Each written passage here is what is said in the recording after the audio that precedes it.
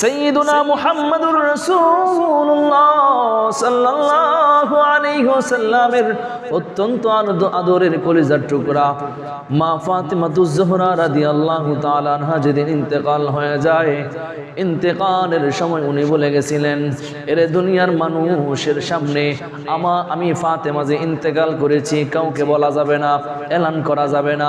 যে অবস্থার উপরে, যে হালতের উপর ইন্তেকাল করতেছি, ওই হালতের উপরে আমি ফাতেমাকে উপস্থিত যেই কয়জন মানুষ থাকে সেই কয়জন লোক নিয়া আমি ফাতেমার জানাজা পড়াইয়া দাফন কাফন করে দিবা। মা ফাতিমাতুজ জোহরা রাদিয়াল্লাহু তাআলা আনহা ইন্তেকালের পর কবরের মধ্যে নিয়ে যাওয়া হলো। কবরের মধ্যে যায় আল্লাহর নবী, বিশ্ব নবী রাহমাতাল লিল আলামিনের সাহাবী হযরতে আবু যর গিফারি রাদিয়াল্লাহু তাআলা আনহু, উনি ওই জান্নাতুল বাকি নামক কবরকে ডাক দিয়ে বলতেছে, এর জান্নাতুল বাকি জাননী কবর, তোমার মধ্যে আজকে এমন একজন ব্যক্তিকে রাখা হচ্ছে যিনি দুনিয়ার কোনো সাধারণ কোনো মানুষ নয়, যিনি দুনিয়ার কোনো সাধারণ কোনো মহিলা নয়, যিনি দুনিয়ার কোনো স্বাভাবিক কোনো মানুষ নয়, যিনি দুনিয়ার মধ্যে অসাধারণ একজন মানুষ আল্লাহ তাআলা পাঠাইছিলেন। মহিলাদের মধ্যে সর্বোত্তম মহিলা, জান্নাতের মধ্যে ওই যুবতী মহিলাদের নেত্রী হবে, নেতা হবে, ওই যুবতী মহিলাদের মধ্যে সবচাইতে বড় সম্মানিত বানাইছেন। সম্মানিত বানাইয়া দুনিয়ার মধ্যে পাঠাইলেন। এর জান্নাতুল বাকি নামক কবর, সাবধান তুমি কোনো প্রকার বেয়াদবি করতে পারবে না। এর জান্নাতুল বাকি শুধু তাই নয়, মা ফাতিমাতুজ জোহরা রাদিয়াল্লাহু তাআলা আনহা বিশ্বনবী রাহমাতাল লিল আলামিনের অত্যন্ত আদরের কলিজার টুকরা। সাবধান, কবর কোনো প্রকার বেয়াদবি করবে না। এমন একজন বান্দিকে, এমন একজন মানুষকে তোমার বুকের মধ্যে রেখে যাচ্ছি যিনি হযরতে আলী রাদিয়াল্লাহু তাআলা আনহুর স্ত্রী ছিলেন, যিনি হযরত হাসান এবং হুসাইনের জননী ছিলেন। এর জান্নাতুল বাকি নামক কবর, সাবধান কোনো প্রকার বেয়াদবি করবা না, কোনো প্রকার বেয়াদবি করতে পারো না। এর মধ্যে ওই জান্নাতুল বাকি নামক কবর আল্লাহ রাব্বুল আলামিনের কাছে দরখাস্ত করে, প্রভু হে,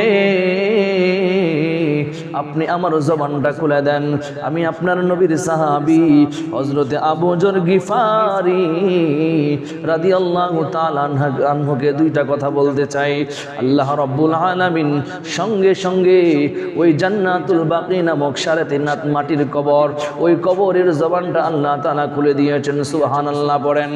ওই জান্নাতুল বাকি নামক কবর ওই সাহাবী হযরতে আবু যর গিফারি রাদিয়াল্লাহু তাআলা আনহুকে ডেকে ডেকে বলতেছেন, এরে আল্লাহর নবীর সাহাবী, এরে আবু যর গিফারি, আমি আল্লাহ রাব্বুল আলামিন এই দুনিয়ার মধ্যে যে পাঠাইছেন, ফাতেমাকে আমি চিনি না, বিশ্বনবীর কন্যা ফাতেমাকে চিনি না, আলীর স্ত্রীকে আমি চিনি না, হাসান হুসাইনের মাকে আমি চিনি না, জান্নাতের মধ্যে নেত্রী হবে চিনি না, আমি চিনি রে আমার আল্লাহ এবং আল্লাহর রাসূলের সঙ্গে সম্পর্ক যার ভালো হবে, আল্লাহর সন্তুষ্টি যে অর্জন করে আসবে, তাকওয়া অবলম্বন করে যে আমি কবরের ভিতরে আসবে, আমি কবর তার জন্য জান্নাতের বাগান হইতে একটা সেকেন্ডও দেরি করব না। আমার বন্ধুগণ, মা ফাতিমাতুজ জোহরা রাদিয়াল্লাহু তাআলা আনহার বেলায় যদি ওই কবর এমন একটা ভাষা, এমন একটা কথা বলতে পারে, তাহলে আমার আপনার মৃত্যুর পরে কবর কেমন বেয়াদবি করবে, কেমন আদব দেখাবে, কেমন কথা বলবে, কেমন সম্মান করবে। আমরা দৈনিক যেই পরিমাণ গুনাহের কাজের মধ্যে লিপ্ত হচ্ছি, আমরা দৈনিক দুনিয়ার সমস্ত ফাহেসা কাজের মধ্যে লিপ্ত হওয়ার পরেও আল্লাহ তাআলার কাছে কোনো মাফি চাই না, কোনো তওবা করি না, নামাজের খবর নাই, কোনো ইবাদতের খবর নাই, শুধু আমার জবান দিয়া অহেতুক ফাহেসা কথাবার্তা ছাড়া আর কোনো আল্লাহ ওয়ালা জবান দিয়া কথা বের হয় না। কথা বলেন ঠিক কিনা? জবান দিয়া বের হয় কার ছেলেটা কার মেয়েটারে নিয়ে পলায়া চইলা গেছে, সমাজের মধ্যে কত খারাপ কাজ, কতগুলো খারাপ কাজ সংগঠিত হয়েছে। সমাজের মধ্যে কোন মানুষটা কিরকম ভাবে চলাফেরা করে, চায়ের দোকানে, রাস্তাঘাটে বসে বসে। এমনকি শুধু তাই নয়, বরং এই জমানার মধ্যে সাধারণ মানুষের কথা তো সমালোচনা দূরের কথা, বরং মানুষগুলো এখন মসজিদের সম্মানিত ইমাম খতিবদের বেলায়ও তাদের সমালোচনা করতেও তাদের অন্তরটা একটা সেকেন্ডও কাঁপে না। আমার বন্ধুগণ, আল্লাহ রাব্বুল আলামিন এই দুনিয়ার মধ্যে আমাকে আপনাকে একমাত্র তাকওয়া অর্জন করার জন্য পাঠাইছেন। কিন্তু চায়ের দোকানের মধ্যে বসে, রাস্তার মোড়ে মোড়ে বসে আমি মসজিদে তো যাই না দূরের কথা, বরং ওই মসজিদের 5 ওয়াক্ত নামাজ পড়নে ওয়ালা মুসল্লিদের সমালোচনা নিয়ে ব্যস্ত। কথা কোন ঠিক কিনা?